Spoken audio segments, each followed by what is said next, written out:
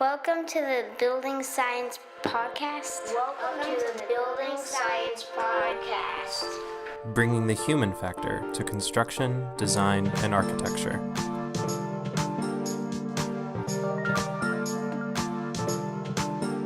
Brought to you by Positive Energy in Austin, Texas. Welcome back to the Building Science Podcast. My name is Michael. Each week on this podcast, we're going to dive into the science behind the built environment, whether it's in the architectural world, the construction world.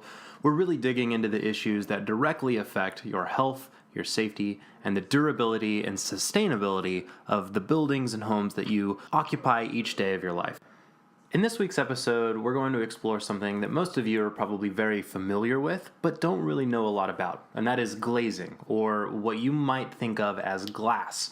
The big windows that are on all of our houses that we love so much because they really do connect us with the outside world.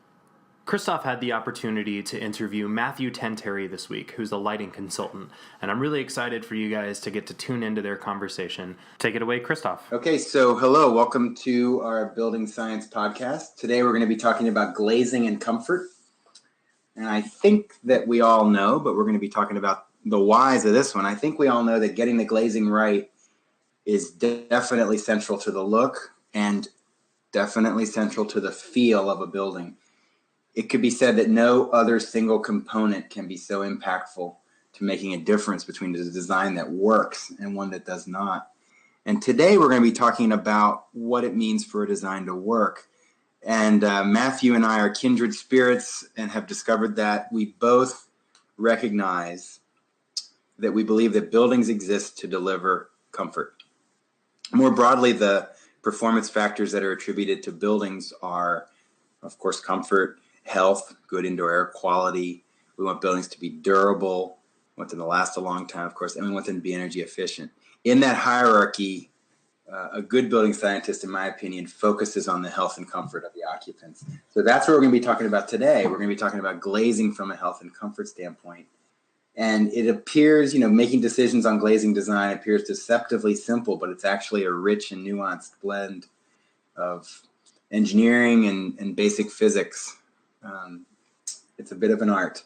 So what we hope to do here is to help you understand all the human factors that glazing can impact. And they would obviously be the thermal experience of a space, because if you think about an enclosure as being an environmental separator, keeping the outside out and the inside in, well, the glazing system is a short circuit as far as thermal energy. It lets it right in. So we need to be very judicious on how we work with it and how we work with the whole fenestration assembly, from exterior shading through the window assembly and interior shading. So today we have with us on our show, we have the amazing Matthew Tanteri. He's a architectural lighting designer and a daylighting consultant and an educator. And I'm lucky enough to call him a friend. He's also a fellow at the Illumination Engineering Society. Matthew, are you on the line? Yes, I am. Thanks, Kristof. Okay, you great. are my friend. Good. Glad to get that clear. So we are going to be talking today, Matthew, as you know, about human factors as they relate to glazing. And I have talked a lot in the past about thermal comfort and how glazing impacts that quite directly. And I wanted to get you on the show to talk about visual comfort and how glazing impacts that. So the reason we're focusing on windows is because of this human factor, right? We're talking about human factored design from the windows perspective. So Matthew, with comfort as a core goal, from the angle of visual comfort, what can you say about how visual comfort is impacted by windows? Okay. So the reason why we're talking about windows is because of all the building elements, windows have a first order effect on the quality of an interior space, the visual quality of an interior space. Mm-hmm. And when we look at all the inputs into fenestration design, the highest level of input, the first one, is window wall ratio, the amount of glazing area to interior room surface area. And that effect has been well studied, and the combination of the amount of light available and the size of the window and the visible transmittance of the window determines how much light it gets into the interior space. Mm-hmm. So really, the first step in fenestration design to deliver visual comfort is setting the proper window wall ratio. And I'll talk a little bit more about that because it is so important without going off into some other secondary systems. Okay. So that windows, as you said, have often been characterized as the thermal wounds of a building, that they bleed energy. And the same is true for the visual side. If you let in too much light into a room, everything goes out of scale. You cannot compete with the levels of daylight in the exterior environment. Our vision is highly adaptive. So when we're outside, we see in light levels that are 100 times to 1,000 times higher than what we see in an interior. Interesting. So once we let those quantities in an interior, everything goes out of scale. What are those quantities? What's the unit? Well, in an interior environment, you can have, I'd say office lighting is now about 300 lux or 30-foot candles. And to get a feel for what that is, if you light a candle and put your hand 1 foot away from it, that's 1 foot candle. Okay. Whereas outside on an overcast day, it could be anywhere from 500-foot candles to 1,000-foot candles. And then on a cloudy day, a partly cloudy day, somewhere from 1,500 to 3,000-foot candles. And then on a clear sky day, up to 11,000-foot candles. Oh my goodness. So the amount of light we need in an interior to see perfectly fine and actually even feel like we're outside if we're in the interior long enough and we don't have any place to compare luminance, the sense of brightness to an outside source, we can feel that 30 to 50-foot candles is just as bright as 1,000, 2,000-foot candles outside because our visual system adapts and we don't know. So just getting back to glazing, the specification of glazing, when you look at what you actually have to specify to get glazing, when you actually look at what you're in control of when you specify glazing, I can list 30 properties. When I specify glazing, I'm looking at 30 properties, maybe more, when I write a glazing specification. And you don't just mean the area of the window. No, I mean there's very high level ones, which are, let's say, visible transmittance being the first one. And that is the visible wavelengths that the glazing substrate transmits. That is one number, and it's centered around photopic vision, which is around the bluish green. And then after that, so other high level parameters are UV transmittance. So that gives you some information on how the glazing might pass wavelengths that could fade materials or cause health interactions. Then there's reflectance of the glazing, both inside and outside. So that's how that would impact how the glazing appears on the skin of the building and how it appears from the color of it? No, there's reflectance. There's a reflectance value for each side of the glazing. So if you have, say, if you have electric lighting on in the interior of the building and you're looking out the window, you could see those reflected in the glazing if it has high reflectance on the inside surface. Similarly, outside, if you're looking at the glazing and you're looking at the building, you could see the sky reflected in it or not. And it depends on the percentage of reflectance. And then there's substrate color. So that's the influences the what actual wavelengths come through the glazing, because it's telling you what light gets absorbed. It may be, if it's a gray glass, it could be a cool gray or a warm gray. If it's a tinted glass, it could be bronze, green, blue. So if it's just regular glass, it could have iron in it, which makes it blue-green, or it could be low iron, which is more of a less blue-green. So these are all visual parameters, and then there's all strength parameters of how it's processed. There's laminations. There's surface treatments that could further influence visual parameters such as acid etching, sandblasting, frit patterns that light up if sun is on them. There's things that can go inside the glazing. So really, the glazing seems like a very simple element. Just pick some glass. But it's highly, it's a high performance part of the building. So you're not just creating an opening and filling it with something that is a single material. It's a multi-property material with very different types of performance based on how you combine elements, how you specify it. So to give you some, so just as in, what's good is that we can relate this back to thermal comfort. It's similar to the way that air temperature and humidity combine to indicate comfort in terms of relative humidity. Glazing visible transmittance and exterior luminance combine to give you what you see from the interior, the amount of luminance that the window has from the interior. It's a product of the transmittance of the glazing and the amount of luminance, brightness of the sky or exterior surface behind it. Those two combine to give you the sense of how bright it is.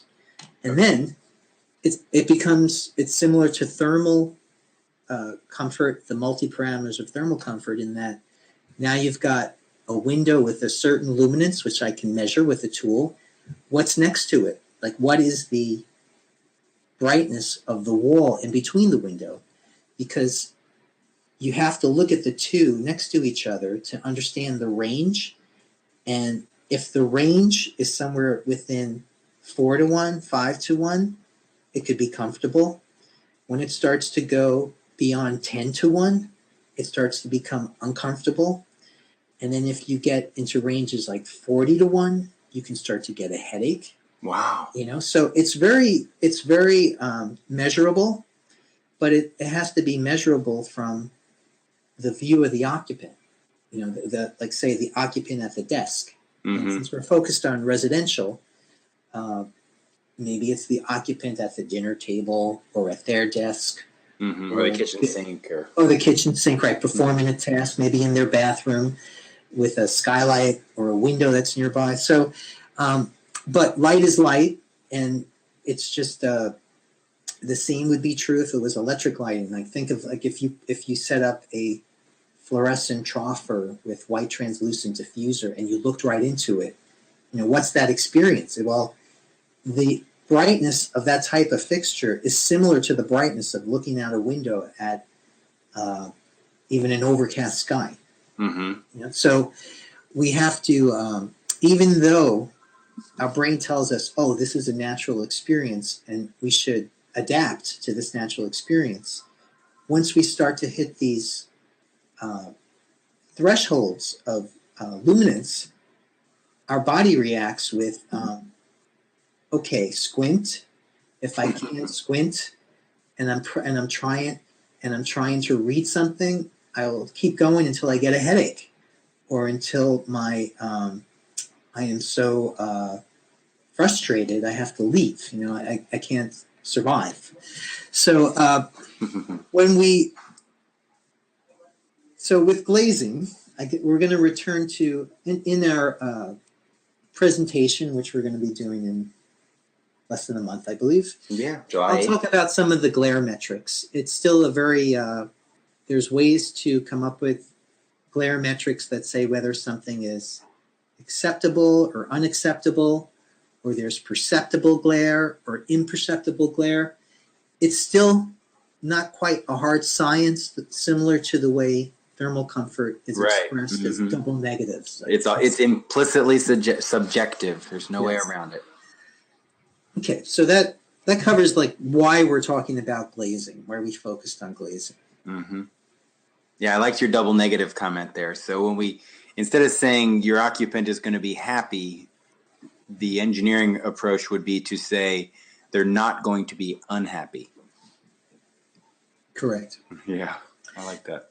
So the second part to your question, when we say we're kindred spirits, is we've both recognized that comfort we both believe it's at the core of good building design. Agreed. And when we say, but I also want to say, I always hear the phrase good design, and that doesn't mean anything to me anymore, because what's good design? What we're really saying is it's at the core of best practice building design. Mm-hmm. We're doing our best here, practicing our best. And we're trying to elevate the practice of building buildings. And the thing about comfort is just to back up, you can build a building with many factors present, and you can prioritize any one factor. For example, you can build a beautiful building. So you're going to prioritize aesthetics. You still may have on the table reduced energy use, budget, occupant comfort, and health. But aesthetics is going to be the big factor, and other things will bend to it. Now, you could say, okay, I'm not going to prioritize any factor. They're all going to be on the table, and that's akin to spinning the dial. Spinning the dial, see where it lands, and it may not land on anything. It may land in the middle too, and then so you sort of take what you get, and you may not even know where it lands because you have to figure it out later. It's because you haven't targeted anything, so you're not necessarily going to get anything.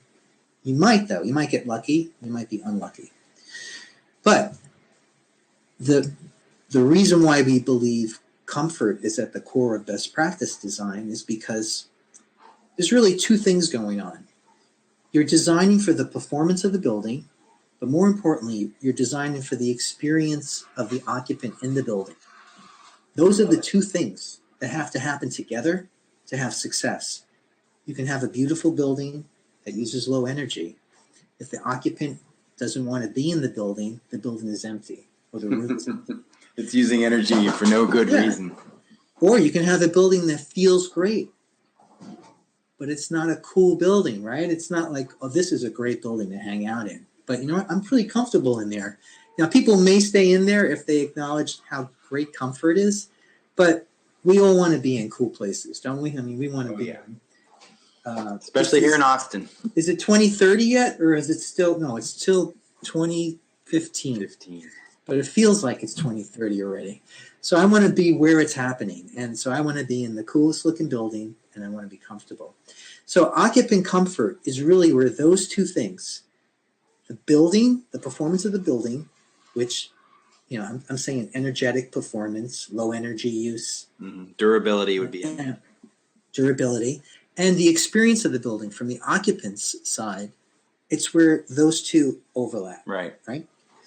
So now that's why if you start off with occupant comfort as a core of your design, now we can decouple comfort into the two components. There's visual comfort and thermal comfort.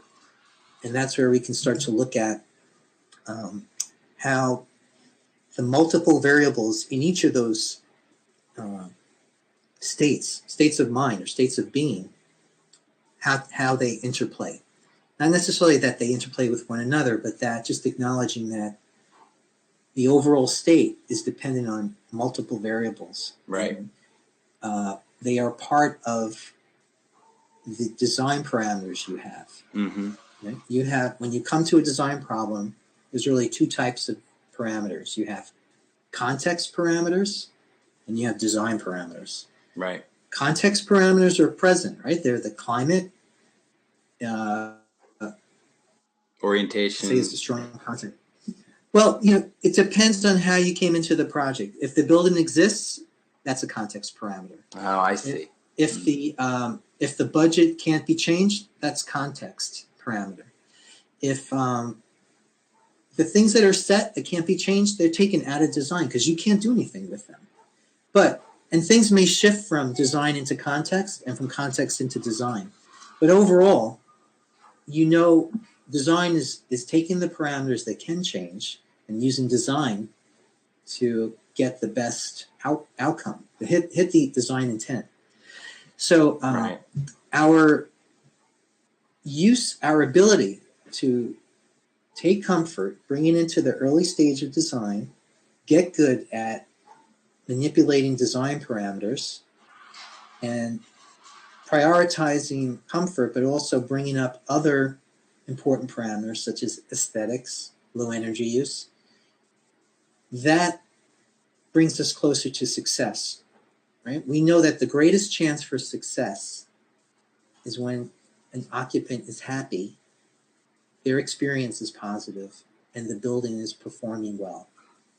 That means that gives the building the greatest chance to survive, because that a happy occupant becomes the steward of good design. Right. They're going to take care of their building because they love it. Yeah. So that's why that's how we put together these concepts of glazing being the first, knowing that glazing is one of the first order effect parts of the building, that comfort is at the base of, is at the core of good design, and that decoupling comfort into visual and thermal aspects, those are at the top, those are the top effects to first deal with, to deal with actively early, because you can't really get to them later in the design. You're pretty much putting Band-Aids on things after if you don't address them early. Mm-hmm. So what about we're talking about visual comfort here. Is that a direct translation? Often you hear the term lighting quality, or the quality of a light in a space. Is that another way to say visual comfort? Light, the quality of light. Well, daylight is a dynamic source. It changes in color over the course of the day based on the coordinates of the sun, its height in the sky, how much air it passes through, and how much blue light is scattered and how much warm light is passed through. That changes the color temperature of the sunlight. The ground reflectance influences the color of light. That's sort of local light, like when you think of the great painters, Rembrandt or Vermeer, and they used local light. It was the light that... Right, they say Venice has amazing light or something. And artists like to paint near the sea because of the light reflected off the ocean, and it's just local light has an atmospheric quality. So there's color, there's direction. Light reflected off water is scintillates. There's a play of light that can come into an interior. There's intensity, clouds moving, the dynamics of that. So quality of light is really just the dynamic elements of daylight. You have some of them in electrical lighting, and you can duplicate them, but daylight is our reference of what is dynamic light. So quality of light, I'd say, it's the dynamics of light, but it's also it's the experience of light, which is controlled through quantity of light, no glare, right? When you say quality lighting, you walk into a space, you look in, there isn't any light shining in your eyes. There isn't any brightnesses that are creating this high contrast range. You say, oh, I can see really well in here. There is really good quality of light. And now that's because that visual environment has allowed you to see. There's no factors in there that are interrupting your ability to perceive, to see. And if you're a younger person, you may require half the amount of light of a person. Like, say, if you're 25, I can give you more exact ratios, but just in general, say you're 25 years old and you need one amount of light. Well, a person 50 may need double that amount of light to see the same exact thing. And then a person 75 may need 3 times the amount of light. And yet those, your environment would have to change to give that same experience of visual quality to those 3 age groups. So how do you create an environment of one size fits all? How do you do that? Well, you design for the occupant. If you're in a senior care center, you can have task ambient solutions where you provide ambient light, which could fulfill the task needs of someone younger, and that they have access to turn on a task light if they need it for a longer period. And you provide task light for the older occupant who may be using it longer. You have ability to, since we're trying to conserve energy, we don't want to give too much area of task lighting because it uses more energy. But in your programming, you program the space that there is task lighting available for those occupants that need to seek it. Right? So there's many strategies to go about it. But like any other, we have a dynamic source and we have a range of population. So it's always fitting a range to some narrower set of needs. I like it. So we've talked about glare, task lighting, light levels, and dynamic range. Those are all human factors. What about, don't go too far down the rabbit hole on this one, but you talked a little to me previously about, I guess, new findings about circadian rhythm in light. The LEDs, you can vary the color. That's a human factor as well. It is a human factor. How well understood is that at this point? Would you say it's fairly well understood? It's just emerging? It's just emerging. A decade ago, a new receptor was found in the eye that is sensitive to blue light. And what that receptor did was send a signal to the brain, which the final result being that it would stop our production of melatonin, which controls our sleep-wake cycle. The release of melatonin makes us drowsy. It's something that happens naturally in our circadian rhythm, the advancement of our circadian rhythm. When we didn't have electric lighting and the sun started to go down, our bodies would naturally produce melatonin, making us sleepy. We'd go to sleep.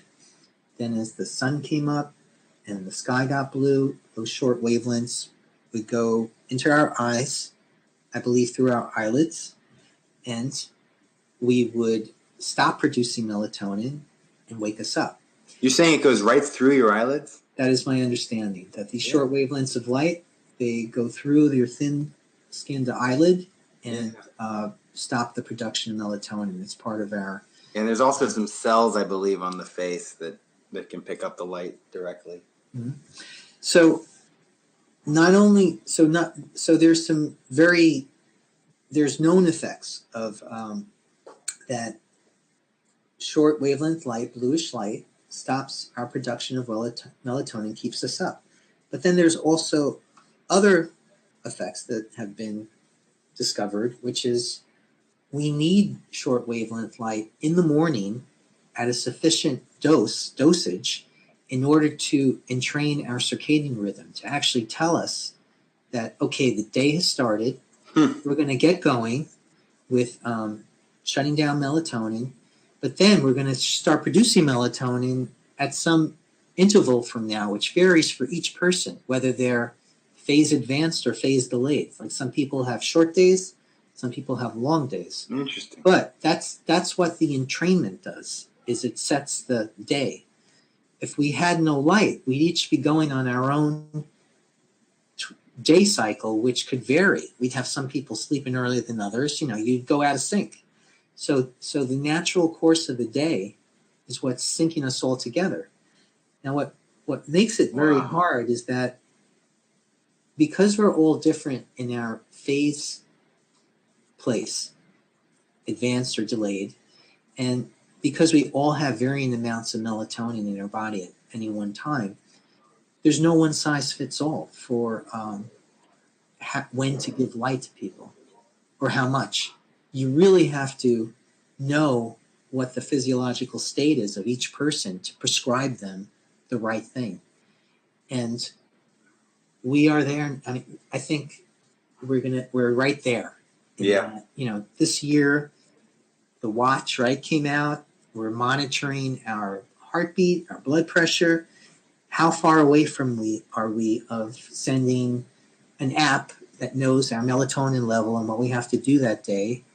And with our coffee, we get a little dose. A dose of blue light. Yeah, we just I don't know if we're going to do it while we're in the bathroom or while we're waiting for the espresso, but somewhere we walk through a little tunnel or something, but we just get a little shot of something that keeps us up another hour or just makes us alert or makes us more productive or makes us more sexy, or it gets our hunger going. That's awesome. That light impacts activity, appetite, alertness, productivity. That's awesome. Ability to fight disease, a host of things. So that's right. We're at the beginning of this, and light is a drug. Let's remember that this is not just we're not playing with. There's a quote for you guys. Yeah, we're not playing with an innocent material. This is something that has shaped our bodies. Our eyes are totally evolved around the spectrum of the sun. We've evolved around the light on the earth. Yeah. And this whole electric lighting experience is a really small little pencil mark on our existence. It's still, to me, it's still a big experiment about what the impact is of electric lighting on the human body because it's so new. So we are evolving, and now we have computers and devices that are evolving with us. So I'm still, this is we could say it's an exciting time, but it's our place in time right now with it. We're learning. We're still learning and seeing.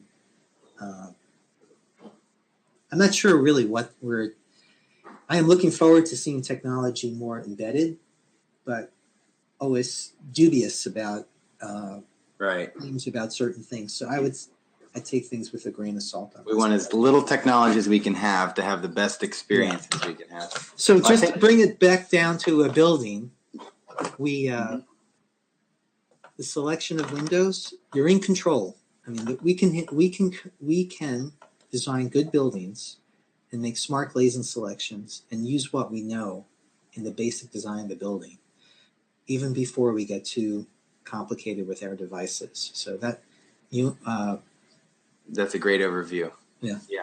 I like it. So I think we'll wrap it up there. And just okay.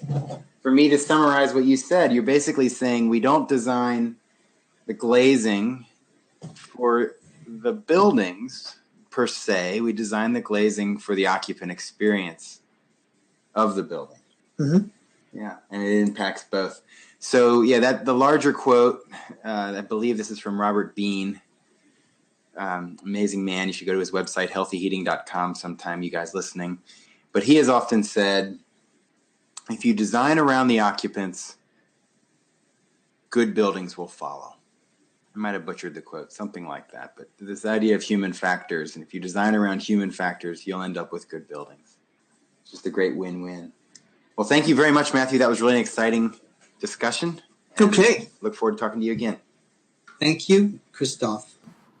Big thanks to all the support from Positive Energy in Austin, Texas, and we thank you very much for listening to our podcast. See you next time.